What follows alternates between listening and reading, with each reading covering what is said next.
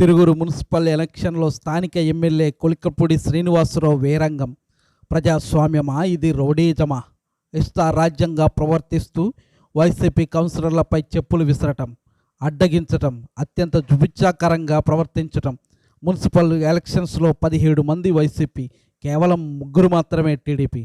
అయినా వారి ఆధిపత్యం సాధించాలని అహంభావంతో మాది అధికార పార్టీ, ఏం చేస్తే ఏమవుతుందిలే అని ప్రజాస్వామ్యాన్ని మర్చిపోయి ప్రవర్తిస్తున్న స్థానిక ఎమ్మెల్యే, ఏం జరిగితే మాకెందుకులే అని సోద్యం చూస్తున్న పోలీస్ యంత్రాంగం. అసలు ఆంధ్రప్రదేశ్లో పోలీస్ యంత్రాంగం పనిచేస్తుందా లేక మొద్దు నిద్రపోతుందా? మొన్నటికి మొన్న తిరుపతి జిల్లాలో జేమ్స్ ఘటన, అంతకుముందు పగడాల ప్రవీణ్ మృతి, ఆడపిల్లలపై అరాచకాలు, ఇష్టారాజ్యంగా అడ్డగోలు అరెస్టు. ఇది ప్రజాస్వామ్యమా లేక కూటమి ప్రభుత్వానికి పనిచేస్తున్న పోలీస్ రాజ్యాంగమా? రాష్ట్ర వ్యాప్తంగా ప్రజల మాన ప్రాణాలు భంగం వాటిల్లుతున్నా కేంద్ర ప్రభుత్వం ఏం చేస్తుంది? మొద్దు నిద్రపోతుంది. రాష్ట్రంలో ఎంత జరుగుతున్నా, ఇన్ని అరాచకాలు జరుగుతున్నా కనీస బాధ్యత కూడా తీసుకోవడం లేదు. బాధితులకు చివరికి కోర్టే శరణ్యమవుతుంది. అక్కడికి వెళ్తే తప్ప న్యాయం జరగని పరిస్థితి. ఆంధ్రప్రదేశ్లో పూర్తిగా విఫలమైన పోలీస్ యంత్రాంగం. కట్టు బానిసలయ్యారు టీడీపీ ప్రభుత్వానికి.